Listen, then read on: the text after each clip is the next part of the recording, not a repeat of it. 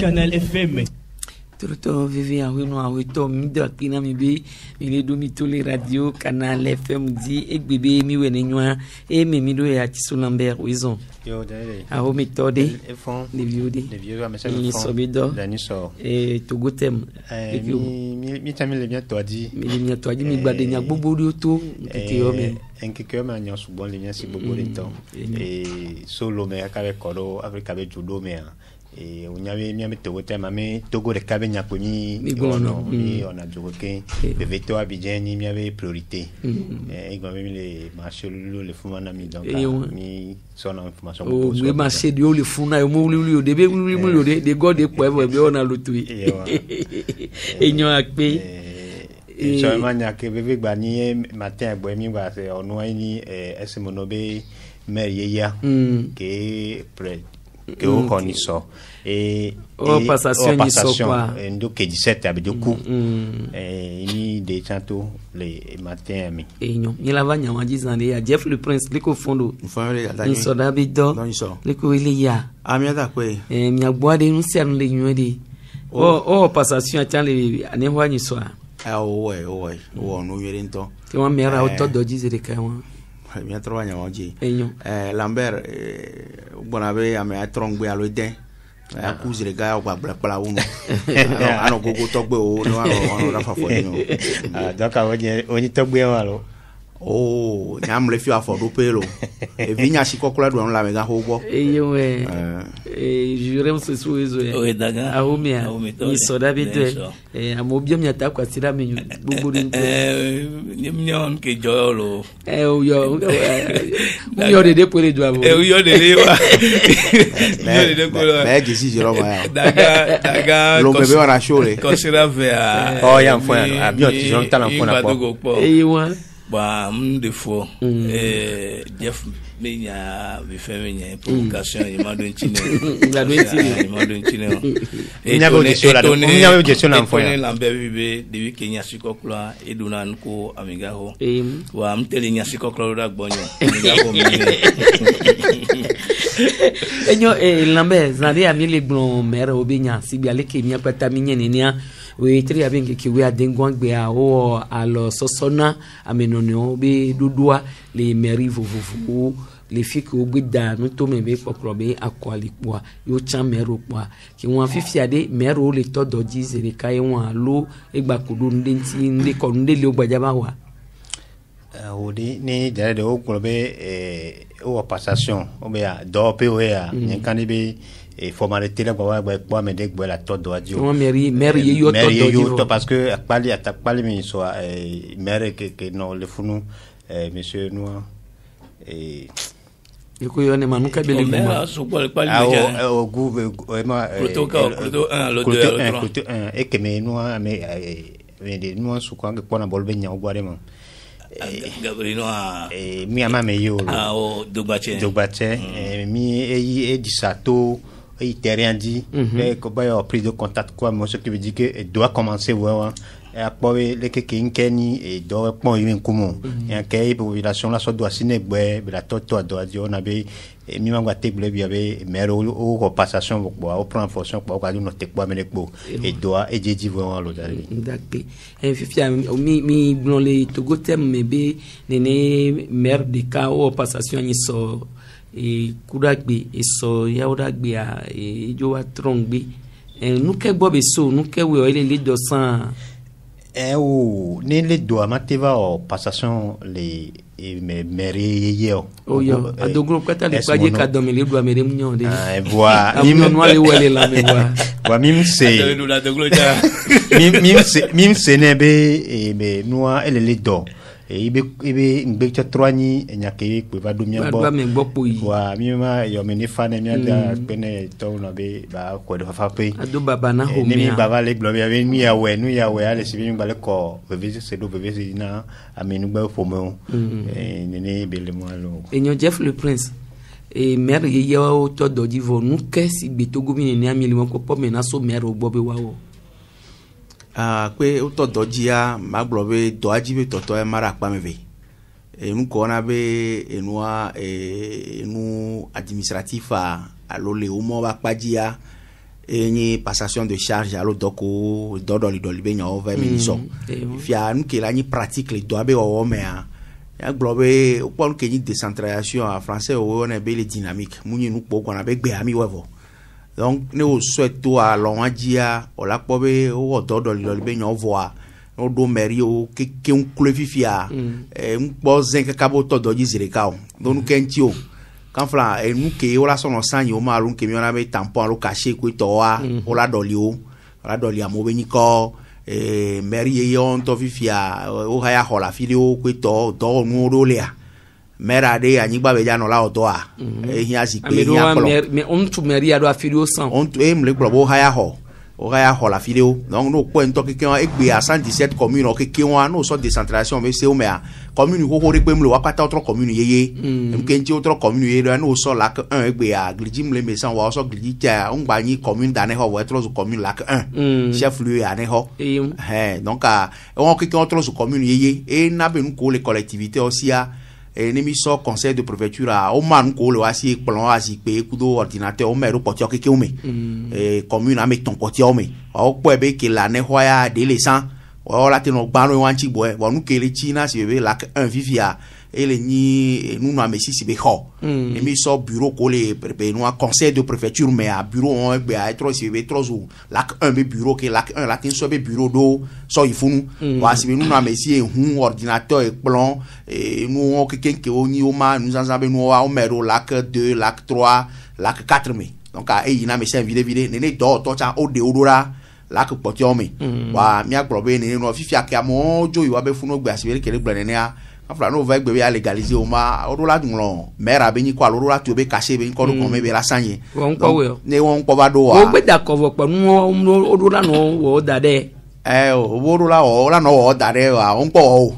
ya constater ne be on po pa anya be won la so ministère va pa jile ko donner do no me ke la no esi o nu ke nchan be o cho ma si te pa doctor be iche to mcham to lo son la tv alu pa ma doctor esi be ke dromo do de no na fio ha be o ma on be dodo alu nu be dodonchi e na be le lak un so a ministre be te pe no to ke na nyale blobe a be among ba chi jibe enua a flanga ke o so plana ko alu ke mi ona be sharpa a meren ba si te be ni conseil bo pa ya tere a me se ba to ro alo ke juro jio be fio ha lo ministère ke le po wa be nya oboa o la doe la ni kume de ka o la me o au tam no le wevo ni nyane e la so ministère en ke ponji la gbolewa ndo la so be mcham ni conseil ko ma ite la re bo o do be wa chan conseiller o so gbe na ma pompo ko do be wa chan conseiller wa nu ke ye conseiller le java zan e mu manu logique o gbe dakovo po o kaka o va yu akoa kaka o passation ko no ma so bia e vo yeji o so gbe na ma e ke le fi o ve me ma gbon gbo okay e wo kuliwa okay njo donc o po be nu o keke wa e la so ministère ba paji ke o cho ma ite la re bo pa be to sharp si be nu ke juro a ko la de la no afile ba won keke wa o le gbobe o do la doe e no na hojue alo fana be anyi ball poto ano togudo ano be o poleke o do la ke wele ke o no so do to amea enbu ebe nyina bo mi ma so e kaka na ameke wele pon ne be dodo alo ministère ke pona ne be nu bo enu aye nglosari abe décentralisation anu dynamique nyi ola no we zaza poare enu pata ola do wa be te penkekere ka o mati lo no pata kwa be so pe mi ho bo o cho ne jagba ni wa biro nchi ko la tin wa ni wa we ni mi abe meri ye wa tin to keji o la to bwelo enyo ape Jérôme Sossou daga pegaka tutu manto tane inke yo le mane meri ye yo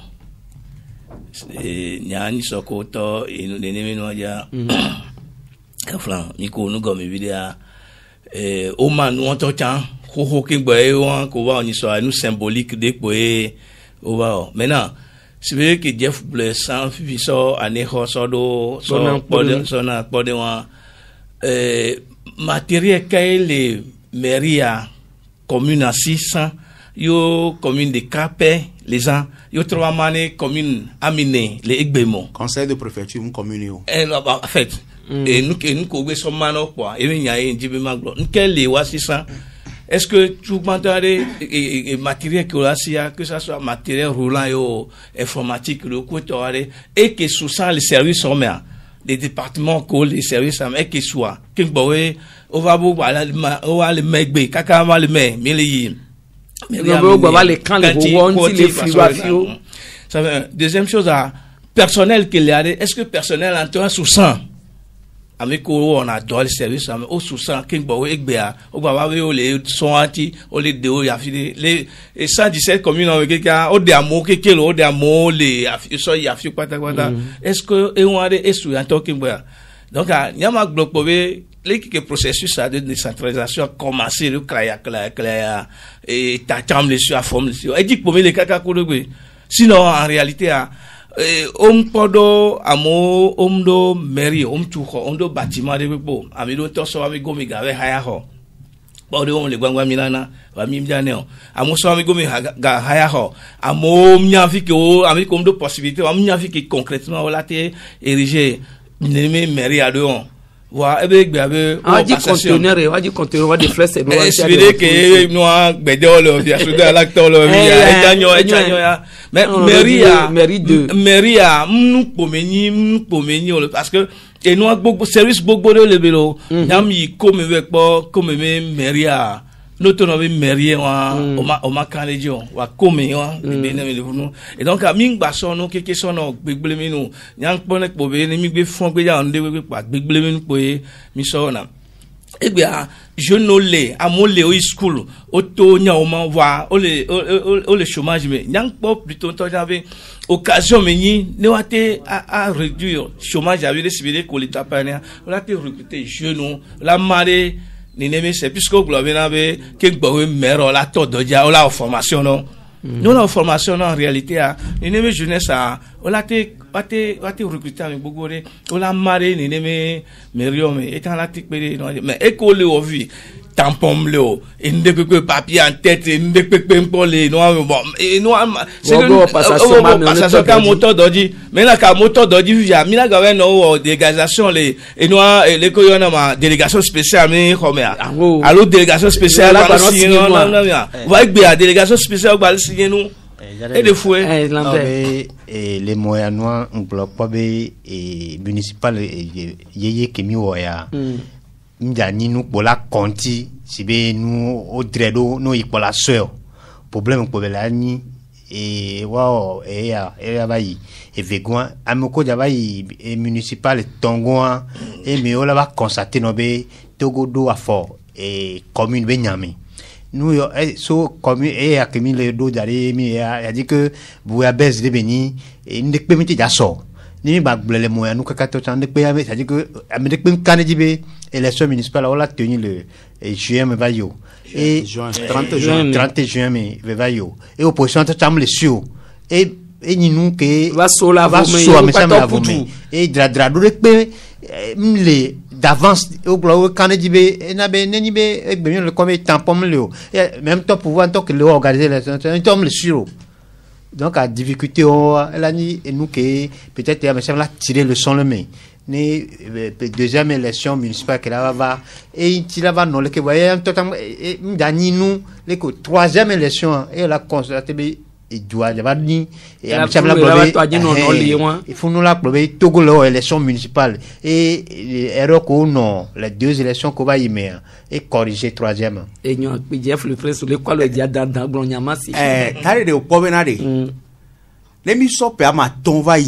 alo pe ame wo vai yo do canal FM studio a no so photo e gba photo to le me alo mdaja e fi obe ke nous le kezale doa directeur ale pobe o asito tro ya la te va alo personne réunion la bo directeur ni mi wele carrément yo alo mne be ina wa on toque na rufu no ko to aho an kekere ka po we lo photo ku do tele ku no ba ko me yen to yen ka to yen won mu jube nu yin dari de blewu no so gbira ma na ma development yin o development wa e be nu ko so le do son le no mu so do e ya me to be do pe bana me to de cutting go be do pe mu jube mu be ni et puis nous le blanc décentralisation me nya mi gbe me nya yo le blanc pour nous pour ne va boy ne va bo la home ngala le po tele o kwito a e fi o we kele ke za do po ira pa te 3 ya dialo ya la no fiele kwito we donc an gbon za avec décentralisation a enyi nous les gens liés nous on a te pere ka e du ko le nko e gbe le décentralisation mais et nous les ke za le donc balo asito tro jamani kele Togo allo GIZ kele pero Togo ti décentralisation nya mais o matin gbe gbe décentralisation elle est parfaite mais e vo yo pa vo yo réussi décentralisation yo ma ba améliorer ndekpe aw donc de kuku nemi donc ko di nyode a ken gwe nyola ba no se una alternance be nya ko to wa le pedo be ngbe domea o la poste DPA et on a campagne de proximité tona quartier et rappeler na décentralisation be nya be ne douala zonade o la tu doa so gomejeje allo mi le donc quoi nya ne mi donc ko ye on a campagne de proximité so campagne noir quartier au medo be a décentralisation et va do gare me ne gbe gogo élection présidentielle va quoi mais c'est ba nglobe décentralisation et moi be ka ja élection présidentielle wa o blonya ya bere a on ba le globe nya repo opposition ko asite be a e hia be wa décentralisation e mi donc ko yinyera e du don noto amega jibe bawara e va globe ya be yo nko décentralisation parce que yo nko tu ho yo nko le ke o afika me ola no la oto ma ko to amobe a on nko mo do la glore ni o mais au delà de central no gbe we vo kwa le ke bi da to ji do la to donc et noi o la we partenaire financier o jawa be exigence e won parce que gbe are communauté o le parrainage alo le cadeau to me kuduta voix et nous la va to fio hagbo la va to ministre de gbo o la be o so projet ava 5 millions voilà bunku me na 3 millions la so 2 millions va o doare et nous na du compte directement au moins le o ma die gbe are mi nya be commune o level ele sebe mi atoro odeo so idure mo woni be to chicha dojia ko ya yin gba po sofio be a be sukulu wa ya le ko la ke ga de viola to sukulu ya kan mais amo o yo parent o swati amekela hen beba amekela hen enua traverse ba hen bakaka e gbe anu do sukulu re wa ni directeur won tro gba be aya ke o du le fi gbe non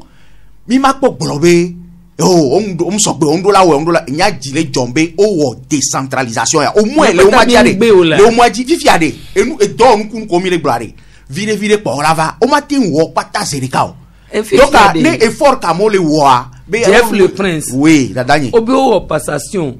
délégation spéciale au sowaba lo sona maire ye yobo wa to doji 50 ade o passation a maire o lagba na yin la so do tourne délégation spéciale o lagba no san ho mala no to wa be stamp o magba san o ma la ko la we do o la vala le ta considère viare e la vala décentralisation mi kweta mi poisi pe o we akoya ya o we fifia ke maire encore to mo lo jajira no kaka mi o la no to doji won de po ma ten o stampa enya wa lemela fifia ne maire avec na yin be ok yo passation so il va tomber ye amériva be légaliser o ma ka fla mana exemple lo amero yi so alo yi so be o mariage civil là parce que décentralisation be nyaya commune que ma me o la o ya on ko nya fi ko la maire ale ke be la we do wa mais et moi préfecture be ko mo be o no ale fifia maire ye yo ko la ba we ya o monje disposition ko to on ti wa de 9h à over le temps mariage na mo midi 30 parce que nous les que vide avec autant le commerce c'est facile d'accuser elle est facile de accuser elle est facile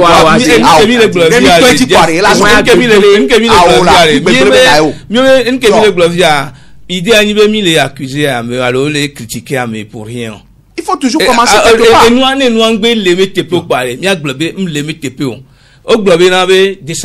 En tout cas, et nous on va tout mis la vomeo les que nous les se passer de via et nous les impression c'est mis la vomeo quoi on va tout mis bla on doit acheter la peine d'acheter on va pas décoller pour ne pas aller bon on n'a pas parole et n'y le parole mais on n'a pas de toute façon on les décentralisation avec Bessivinare et nous me dit que la vomeo ça va tourner les civils que on s'en doit tourner mais au moment de radio décentralisation mais et gagne le Togo via et puis il y a une amisa o le dit le joame o le dit le joagodo o le dit la fille mi prend disposition mais là que mi va si te bobé là ouais mais quand même mi on doit zin to amiko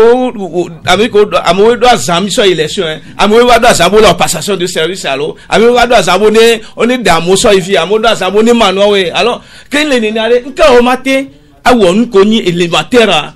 des dispositions là amiko ni nouveau maire ça fait deuxième chose à maire on l'a formé mi formé à maire mi va te bon service dit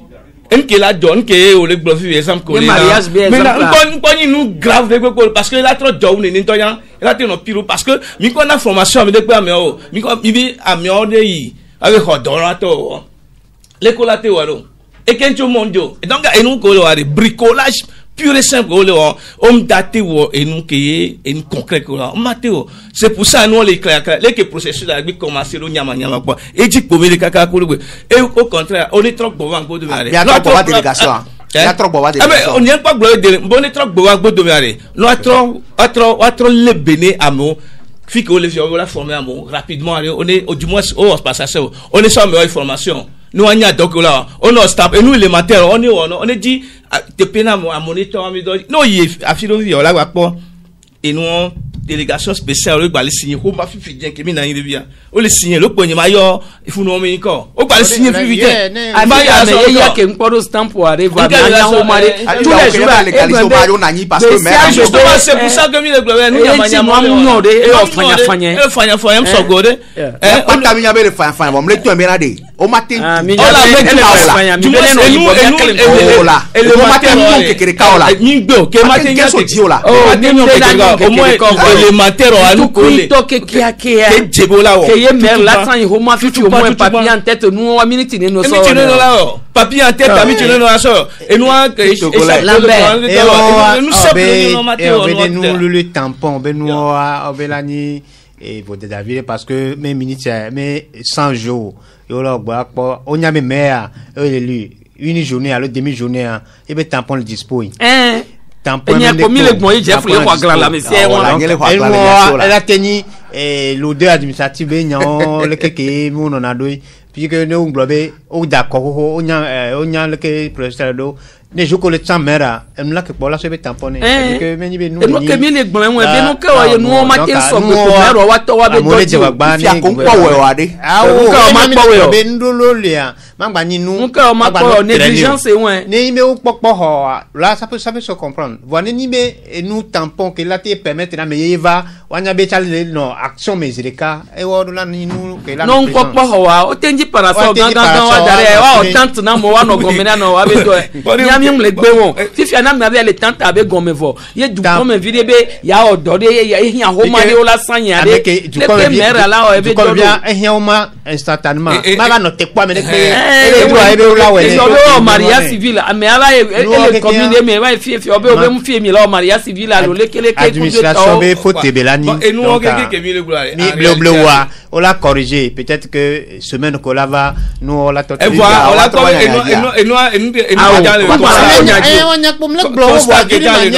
peut-être même les seniors ne gomme et la veille constat que les invenaré et nous on ligné des camps comme la fille Siafio on sait comme ça miomiro information levé kaflan et soit les méridia o te célébrer 29 mariages les mérides nka on l'a te célébrer 29 mariages à les mériade et problème de voilà célébrer mariage des cas le mairie a et problème là na kaka me nibe et nous préfecture me comme la veut ce qui veut dire et nous que a m'sogwe de dodo anu que m'sogwe mi le gloire décentralisation qui va mignon et va au cafouillage à neuf maintenant mais cafouillage avec pour bien dire non kaka ya mais ko dia installer mais o ma gbaju il lambe mi le jadra roji kudo du kotobe akwa ve dadanti le piakpe vi kudo wigwan amero le gbombe e wetrik epekemi la jebe wetrik vigwan yo la yitutugbon voir AMCB dunyagbon ha oto wa be godo ganji egbela wonu eso memera gbe nyanyane mi do nyade sokuru le ke no le yido le funanti lambe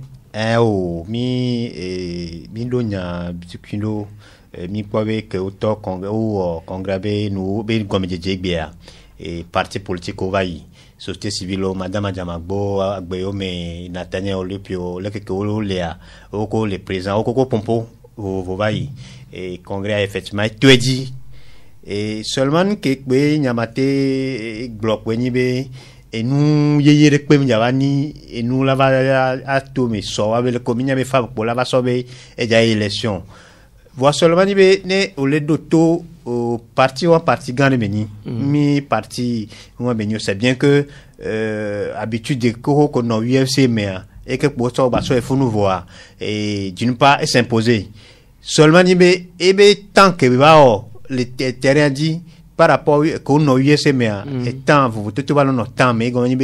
UFC d'une part et noani et balé voilà que eu un secteur dirigeant les population be critique que les nani les que nous c'est radio nous c'est nous c'est nous il doit mettre ça et c'est à mot les déçus do hanti et déception totale c'est-à-dire que bon ba so ya do et hasle que hanani au départ do les que non non d'une part partir de la nyabe ne au parti de Léa trop bueno na mi ne trop man na nibe enya la no le ke bo miracle be a o le ke pola no ajidada vérité nya te peut tum le hamoa ne ko be la te no une ke po mi aso ni tenibe wa pa congrès so mi nya fab pola yo be candidat naturel et ko ja élection parce que auto cho que oui wa me do no radio di so ba ya no to analyser pour la nya me ke ya tout le congrès et à Kagbe même pour que pour le founoir et pompo de que ni pour les très lourd opposition de la reconnaître erreur et wanani va avec demain pour réfléchir voilà ni be wa non a dikwe aso no ya erreur pour non perpétuer ka nous que le dibe alternance parti sans les partis au pouvoir sans les et à mes partis que explode 50 ans prend du 50 ans de pouvoir nani dans l'on nani s'amuser ndo les bemi ba le po que e ba le ni tchikitoné opposition parti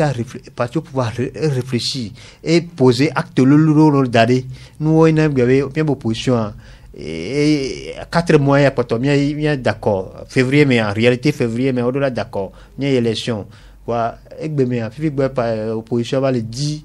il est candidat le ko ja non to cha boy élection ponien to chon nyawan dibe ma pio sebe fifi ani be parti de sia de so be candidat vo agbo la troba pour do la va dégager américain le wa do e won ya ni be e won ti o le dun ku do be yo ja élection aso jenko apeto fora on jo blo la apeto fo be poma yo wa trouver dilde et 10 ans que gbanare plodjoa ne ve 10 ans blona yo be ngba élection ko ne wa no le to govio go la piquer crise ah o e go menji be ne ni be e o globe parti au pouvoir américain o do moyen o do ga menji be vinyan le ke ya gbe to ba ya dudu le do togolais ne so 2000 francs de nef elle a trop le ngbe do mi ça me fait elle lambe no le ke zan le do to govio le de sousou et Jeff le Prince l'éco poso NCB convention oh nous yere benye e menyi tunya blo familia ne le plot démocratie alo fofo tunya boglo va hiana be mi anani ya pason li kemizoa mi awa konta mi apaso li ke gbalen kona mi a ne mi atro de susu yo kwa tunya blo hade pepe ya ezin wajibe wa no ne wa no se wa be ha me vi o chonbe susu ponu manyi be nkono to po ela no blo be fie mi la ye ya ao congrès wa wena na be susu yewo alo ligne directive baba no enwa ehasi wa enuke nyampo be de funam le no be vire nyibe ne enwa dunya glo ha poti obe nkono to vane ne be congrès wa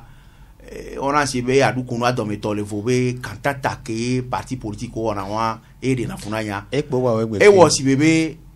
jinsi benyira bene parti de dobe congrès ok ya so ma do da inovi potio no va wa ewa voa ameke ho manyala be yayi ne amenwa ba to ebele kele ni yuda donc ejo trop cantata lo adukonu dometo le voa lo un pied dedans un pied dehors benya parce que les mianto les situations ro mi va no dube va son solide mi mtere se miano no gomo amere la to radio dia ezu no via dolo amere la to afide la dolo amere la réseaux sociaux di amere la pokaya wa amere la globen ke onene o a ofuka lo no disa wa so pa mi aba bobe o e bia we nyo position mi la we do du mi na no le kia voir hi me fi asoso ke pona na nye voda da ya mbola mi la voda da voda mi troje si mi adoko mi la to do ne so adome ne so jime o bon ne so ke alo donc mi yade les qui me l'ont vu au Jimmy, alors les bobe et Jaya me les boss à me, il va les bloquer, il y a un doji blanewari. Ma bloqué, ah, Musoke, nem va n'inda pour moi, basso Jiminam. Les bayabe, ah, miso, et nous sommes tout, et nous qui jovaya. Wa, si be avait au cantata, au discours, au bel que toa. Bon, les tobe nous bénissons Jimilawa, tant mieux. Si fianemi va, NCB, Dunaglohan, Togboa. Lambert Bologna bobo le sointi ke nyama troyo e wembe fumée blanche a mesia me nyabe tovo kan fla mi mo mdaten to le congrès on egbe ola ba to embe a hoito Jean Ekuluo so be ba ni candidat 2020 on mdate va so a hoito Patrick Lawson be le ni candidat on mte va ja so Eric Dupuis be ba ni candidat on mdate va so a no maten so no wa wate na so la ten wele dunya glo on chale pompo yeji on mdate so a hono Isabella Megavi be yo so le donc a enua ya patamine na gare pe mdato so me OK mi va pour mise ya chamile son démocratie va zoli wa soit ka flase adre a to Jean-Pierre Fabre bola gba mi be ni candidat naturel parce que nem vale nene wari nem vale nene on avisera nem le nene wa parce que ne émissaire o yantene o djebo be yo do candidat naturel potentialité e pe la ten we ko to wa mi poto le congrès alors résultat alors conclusion poto na mi tu nya bon haro chondo wa be champion d'arène e gbe ola ya e na on cho le wa be champion ah e bo do kanya kin le gbo so ku ko cho le gbo na me de do be merci a me hian do be ade bayo ya nya me cha do be ade bayo ku do enu a okulo a nyare pe mle wan chi o donc mo se be nya gan re pe mle ja to le wa o le bio nya re se be na re le du nya glo ha re pe le gbo be ya yi le ke ba ko a le be la ba nyi do le deuxième tour la te ba no tu ma le gbo be wa no dua ku to wa bon e won ya opobe ngbone howo pobe ni mi sugbo be ole yakọ mi le panko America wa vision yin be ame le plodua e we wunu e chane jo wa ya ko le si to akọ dada meri mi abi oba ko mi ko ya hono be nko na be se ni ko to wa institution ko la no na ko be nyame a nko la trodu a mi a black panao be ne enu ke to ne de kai to wa glo be de kai to ne ve to wa glo be ve opo he ne me be ni ko wa ne mi te wonu élémentaire on voit o se awito miabe awito Philbert Atiso le nu ya générique wa ba egba me no ja ya kore o nya bola fia vina wo to we ya donc e be o mu yino no nya be o la be fia o mu yino gbangba vina o mu yino donc pour moi il y a pas match parce que mi subo le yi ame de kai mi la ma mi be vo klu wo campagne wa me a ka flash adre bi o 2015 be campagne alors 2010 be campagne avec ko élection présidentielle là ndo élément sonore do dare wa be projet de société ani bo zoame projet de société no idu kan gbare o du kon ne va mi abe kuhewa mi nya be sibe nya le dompo sukulu be nya le dompo kondi be nya le dompo ne mi va solution que le mi o mi asia e ani mi te chamia ye enua me koare e do ko mi ja ba wo ya wa ne mi va campagne o figa toi o kaka ti connais via bava ame a oleke sur 45 minutes sur une temps et au campagne que au-delà de ça on la ça nous ko sova la ça susu que la si wa la ça parce que susu wa emi le appelé moi me susu wa emi le appelé non ni ame va le sur campagne quoi le dima bionya ame kenyi candidat les campagnes we game ka yebo ameka bon le funu nyimle pompo boy ko to wa kan voilà et nous est choqué na du me bio o ameka ya ba première ya e be comportement we ya donc allez ma bio so amu bo be no ja ya ko ari en ko na be bubu do ame do ko nti humilité a desi do ko en do ko bobo ba no me en ke gbe yo le ari anya be a enu ya njabe sana du ko ya na me am tele we wa anya ma te ba wele ke wa no be nani e o be o ja jasi mi ame be mi le jasi nyon de ka ke kojo ya ba o po comme là o ko jefa o italo lo nento o e plata ko be plona na le ke wa famule bore pe no je si to anyo de to fi ko be fina je si no wa me po o le ke wa ke le we asi o nto ja plona nyo wa me fe gwan ke ya va ya e be o be ma ple hu na we ma so ahwe no ma o ni ya le ke no le do ma kokko ko ya me hu so yo vo de kwa ya nyonu bi are me ke we la lo o to pere o to do ji mo jero dani ma do nya wa jare ma to no tu gwan be conseil municipal de Bamono bebe yo ho tampon be gbo yo le wo yo me inu apa yo ho yo me tampon ki won ba o po be o po vivia oh ya mi gba le de America e gbleto 117 oni 117 s'il te plaît Jeff on va mélanger de je me mélanger là au moins America là le que America ho to a ni ponyo inyami gbona fi ani pa Jésus Christ au béni mité pas mais Jojo de ka. Ah ouais. S'il te plaît, ba chaka susu mena. Le chaka susu na. Ba Jeff do mani ko goto. Ba trop susu nyo. Jérôme on va le confirmer non. Jérôme j'ai parlé au nom de 117 communes américaines il y a Hoito. S'il te plaît. Bon maintenant, ne ma question que on les poser à so NCTA mi a do courage ne le Kenya le doa mi a no ble de mi le bloa mi na no flu e du comme yo gaki me do anse gaki me problème jolé anse kudo e noa dome yo se dome e do anse a mi na pobe amisugo plo anse do e amisuboa okande e Jean-Pierre Fabre dit parce que eni yo seme depuis notre direct de vie donc à misubodo confiance de dire et mia deux décisions tambe kakimodo NCA partia o ima vukela tewa ewo mais evado carrément sincèrement NCA est décevoir togo du quoi parce que nyanglo negasa que ni mi va li prognade wa anyabe ameko tutué non anti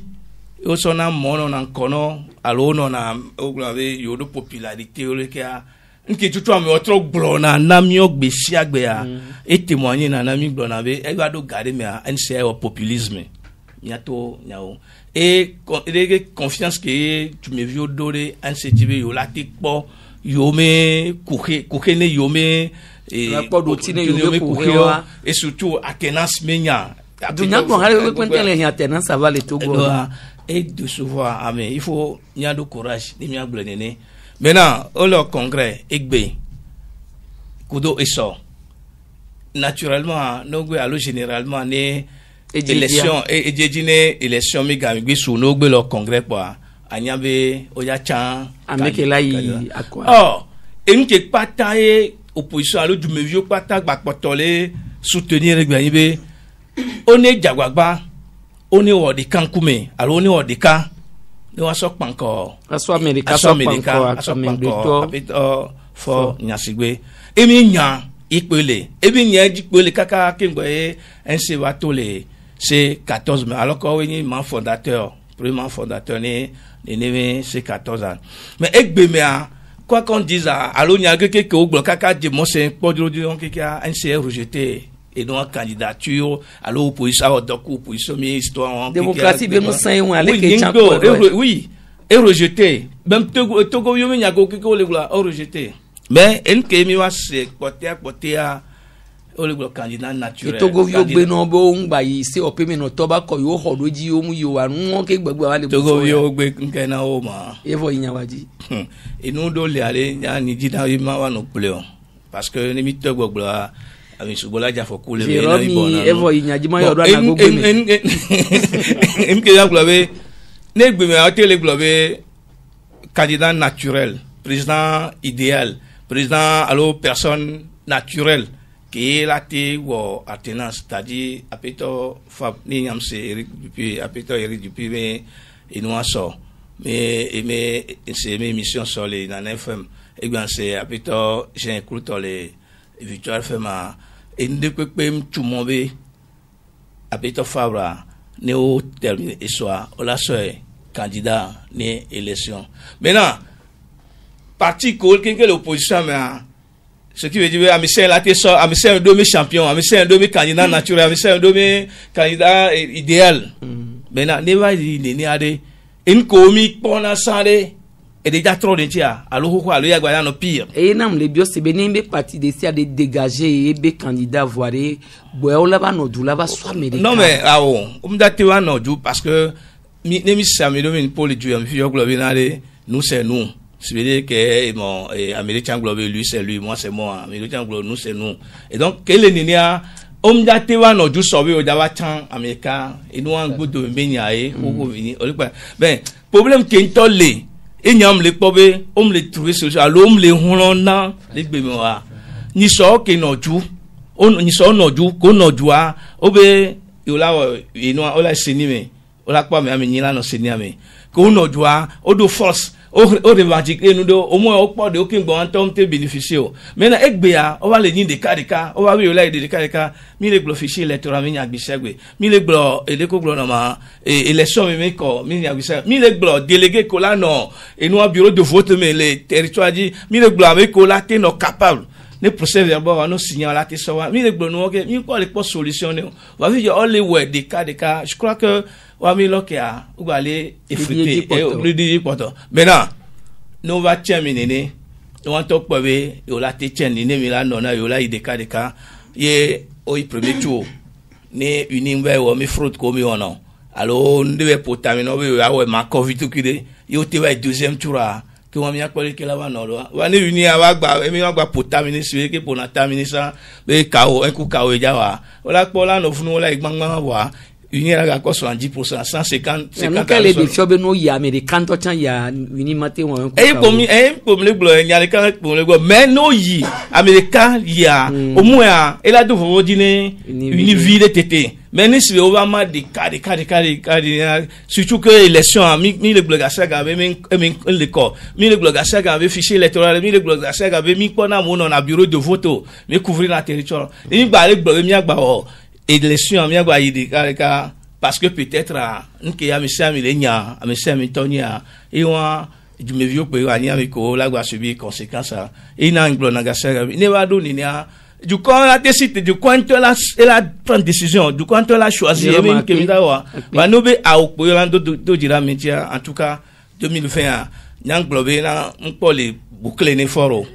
voir ni dans ton la gba te tati ne fa Lambert Fifi amile o jajara ro kudo pi akpeve kudo wigun ambia kontiwa minya be munyi junya gbon ha ko mi jesi be nkono to de pole jayi o amele ro wado kwesio chan ona yin ko be yo ayi kemgbo we amedo le a onyi centriste o chan ole yi ne amede ma yo amede ya le centriste me ale yi le go wan me ade le keye to go viola tem jirado do de ne ba kwa be jidudu ntiro o to go bio nya fi ko le yi o nya fi kele fio onyan kelo ni Togo est-ce que ameon ko ni indépendant de o la va susu ya dibe wa dégager américain de o cha yo anu gbe do yo adati yo be candidature anu kenji la gbon yo nyo se jama gomo sigbe indépendant ko na ni ko a ni va vers me be susu ale be wa so america peso ya o la te va non la se nu gome la dati de wa be candidature anti la be yo anu gbe do mi america ko la va dégager ama dale de obe mtodo ya dia mes 2 ans amle et doyamo et me sur tout politique mes 2 ans eu nia nya collègue bla nya de derelo voit que Saint Thomas et blobene ngbe po yesuba abia dans la ville moa yem ya candidat so nya acteur go ko le ma politique adjebia minya minya ambition vo minya ke ya minya lo tu peux imaginer on la te caro di globe obe fort ba amoga candidat bala amoga le globe actuellement Jean-Pierre Fabre les discours mais Fabre fort mai 4e mandat mes dispositions constitutionnelles nya benyo be ça dit que c'est comme c'est bon sang accumulation de mandats ko va ya et des fions be ma badula ba élection ce qui veut dire que ni be les logiques comme quoi elle est impossible là tu vas unir on ne ka va indépendant lo nous va ni américain nous va pour pouvoir te on est cas et Togo politique na peuple to pe la va nyambela de nous que le yo est-ce que me kegbo la te po non le que la buedo peut-être il peut la ni nous que la poto bobe adon kudo amede ntibe o ba nani e saint ni ngbe po yesu ba bia ni dollar ko ni jakoso Jeff le prince o ne le benoit d'ailleurs nous les au son couvrir sur tout politique à matinjo be non so candidat unique pour me ko le problème indépendant be bon ya non go dominer candidat unique de l'opposition on les datinjo on les possible chan bien on se ben kanti ma yedie nkentia le nyibe no c'est ameko le indépendant américain vidéo alors américain ya ke nyen tom ho le mi abe didipe nous c'est mo diare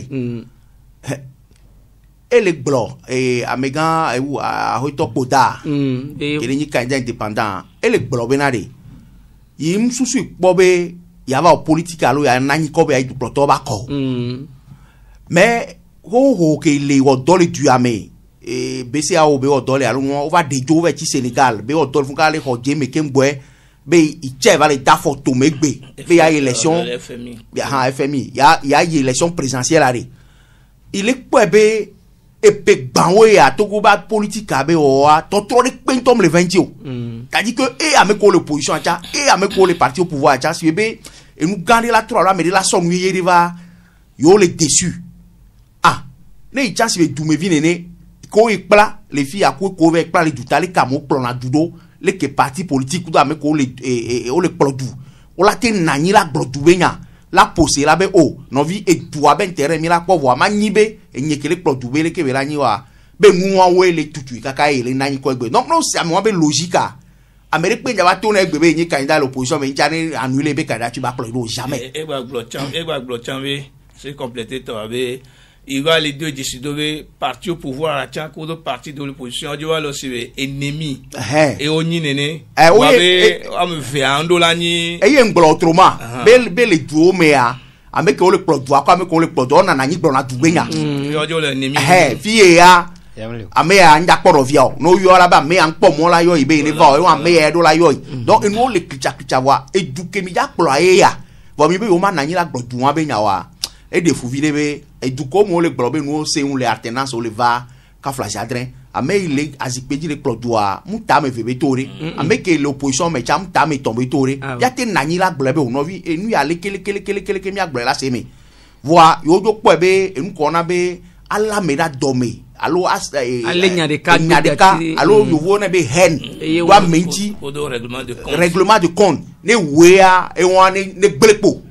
alors aglobe on est où là ya et on de pe la jo on est jogle c'est que sacrifice amérique pem le jibe agou la pare be obe on est nyimba me ya oh OK Jérôme manon bout de non so do aw Jérôme talabe on est Jeff ya on pas question et on nous que la jo e pe la donc ne no ale nenia changement de pe maté va obe nu won we na be yo va po be yo la te no dodo me alo yo la ni se be e nyame soto be yo nye indépendant yo ava ne maudie yo va toare susu po nle ke o cha yo pele le tuta ku do le ko on edoa yo ate so do tu me wa do yo mle jaba bi ohun amede ko pata joba yo rassurer amo o le produit akweto voi be yo le to je sibe opposition egba ne campagne do kweto ara be ami kwa ne mi ko do ami la o le ke no o la sie o ame won gba do ame won gba no le ko ne mi le gblono ni ne a enana be ame ke le produit acha kakaro jire pe ma no esibe o ni totro de ya na ni totro de bava matemo e won la ku place pe agligan be imajo nu ke chaibe kakla ko ya so ku klare amere so fi ona be e ya nja so wolo enyo akpe e Police TV so kuro mia be politique be nyontia e do ha soswede e be odua oda silenti ni so c'est mouvement no kanka tout le monde mia globe enu nyoe meni o tati Police TV voa indeka boy defunam le no me nyibe nyakiye o bloc kude e mati nyako bloc kingo tatintia e le ni indeka ki nyako bloc on potole butam senti obe abita fo nya sigwe tatibe au grade présidentiel be pas mesure d'apaisement be mesure d'apaisement wa ni mi aso ino aso yi kake mi tumea apeta Police sativia politique ye miliwo mi aglo prisonnier politique ye meni wa le gakpa mi gbe a prisonnier politique o bale bang ni tobe apeta fo nya sigbe bi le au grade présidentiel et en kinti me kurani mesure d'apaisement on ambe npo won de pepo on avait dogbo le e na ga poto le ma poto on avait ami sugbo le ga pa me si be apito pa cha nya sigwe kudo prisonnier politique bu gba le e pa me ke o la te o grâce présidentielle nemi tobe nya obe e lo mesure d'apaisement et donc nyama tro akpo tro ya peto fo nya sigwe bobe ni tro yi et donc les mesures d'apaisement et me dit ya onya wa ke wa me ko ni prisonnier politique wa ni tati wa keke ni mi poisi penebe et to mesures d'apaisement dit et nyo akpilambe et po satibe e libebe asi de kudo e bare be le leso e gakpa be avait bien pouvoir le côté couvert des pengbalwa siwao et des béméa ça tu trop important même opposition va me donner parce que l'important sur les plans internationaux les médias mais l'important sur des ça dit encore bila mais une cause média ni mi problème les juste nous on rien on a teka grâce présidentielle wa bana est-ce que rien be wana teka be foi la bana grâce présidentielle boy wa libérer Sativia ça dit que menace Cameroun conférence au média au polé boy ça dit que wa considérer des cas jenkone wa da silentia ogbonbela no gagba me kana no da to kotoba ko ba yo le poé et doit président me fait mais américain be président la fide et autant décider dans nous ko là ni be fi ko ba décider ka ba ni président be gon que les ni togo toa ni ba la oppression la fide et va pona be non nke le jo yo nyewa mi da chamia wa mi nyabe ko so ko jona bo ile kakpela badasi donc nous am comme les combien be joantio les donc me da me amede ke ni maybe ya conférence bien assez conférence ça so ja que le tout le nka no ja procès lo na so ja kana américain te no na seo e ni be conférence joan no noté e o se ibe conférence pare o la wana grâce présidentielle a mo le kakpa que grâce wa hia no et puis grâce présidentielle a dit c'est des cap pour nana les PMA américain pour nana oh e pour le blové nyani ça dit que ne nyam les police activité PA bah non prison pour 22 ne mo et trop blanc il y a que déclaration que me homme ça ne trop non prison ça dit que ni bitone betane oble udo ko bobo mbana e kwa me activité ne mja écouter wa nde kale ni be activité nyabe ni le quand on y avait opposition anti pour le mener l'UTD et ça sort nous jeune béni nous les nouveaux libres là ni bela parti ni la politique ne créer pour politique be ha wanya be créer politique et les politique wa jo bele activisme nous mais jude benia auto wala bela o ma kwa le prison voilà nous ko ça dit que minyam que doit fonctionner na bera pe Jeff le prince nyare kwem la si provincial nyagare kwem lo odasia mere gapa me bon kafla o hwa me ave liberté ko to odasia enu yere benyi wa kele bleme o pa zon zon ko nani so 2017 kaka va do gbemilia amene ne ko le la zon be nya on me ko to wa kafla kaka mi ba décentralisation o dialogue c'est on va donner me ko to wa parti politique o gba kaka c'est 14 à 3 c'est 3 lo c'est 2 gba mais c'est 6 c'est gba amere gba nani gba me on be nya kwa o gba c'est responsable de parti politique rek ba cité bon mais on est d'action le quelqu'un non de foulé o pa afie be de na foulé ne mi le blogare mo am Sénégal mo be enye wa me no viare o be no nya fi ko so anya fi ko le ya no nya fi ko so wa anya fi ko le ya ka flash adre ngbona be no so parti politique ben konoton are ken le fie gbende ke inde kaka gaya ke poada de yin poson de pe ton wo wa amere pe cham da bi o se nko du egbo afo le to a e mo le do a hun le wa so le ovodera wa be di o le suku ganga ora mo kekebe ga mo gbon odi na sawana fie bank ganga o gba pona dono le fun wa ewo wa me no vi o la so do ko be do situation ro me o la le o la po o la o nkedro ave no gapa me kaka gbo pa mi ajenunya prison fierté mi ajenunya parce que mu dijo mu o la souhaiter en mi o be le prison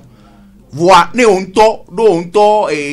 chaya we aze alu yo le kele kia mais non lancer marche ku no le du amare gare ne parti politique on kono to vana gare ne wanto vana marche mi pona gare ne ko vana tende la joa peut-être on a informé to cha kengwe gas ku to va dine o kakana kengwe no wa donc are kafra ne du la troare mu be adawi adakpo amebe tanegba ala meve tu e la nyoware on est trop susu on est trop nyane wa trop we otroma benare enu ko le joya be wa me no vi ko vere ti gapa me ame ko le gapa megbe o mi anu le duno ora na ipo la ora ple mo lu we agba me vero ba fana kwete me apple sadin dareji a de photo be o we diaspora joga be wa de photo amaro réseaux sociaux di be o va visiter prisonnier o mais ça c'est de la moquerie ya to nya we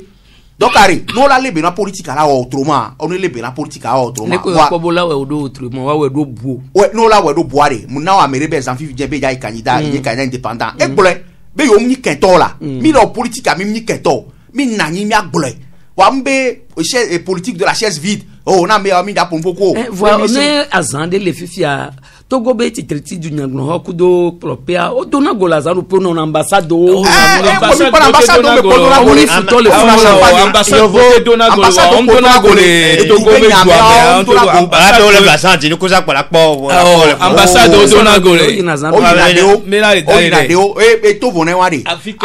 amoyi chohome parce que le ame ale dunya glo ha me ame ale bume a na nye sote asipia e we nya to gbe na no vio e be no bume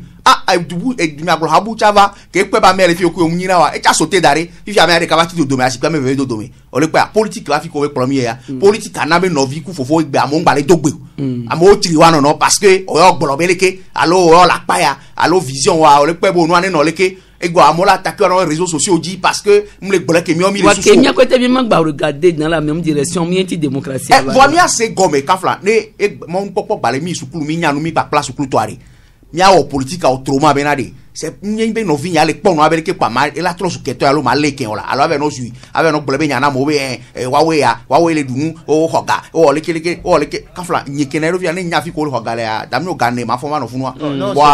e mo do no na didi opare mi ade ku politique am ne mi la wo won mi a tro nu nya benade mi la ponya ya vovo apasa gavo dodo mere ba na nyade eye mi la wo be la nyo ne du abatin zo na mi lo akpe toro to vivi awe no awe to mi do akpe na mbi mi no kudo mi le egbebe mi wenenyo be wona me Jeff le Prince Lambert ati sokudo Jérôme Sosu wawe mi ho Teresa de masonya hulede no mwanu Michel Tominga kudo kikisusa ono modando pia Jeruda kutela na milatrosi wona ya le 3w.canalfm.com di bye mi wenenyo e gba unyamala mi gba wenenyo e fa unyamala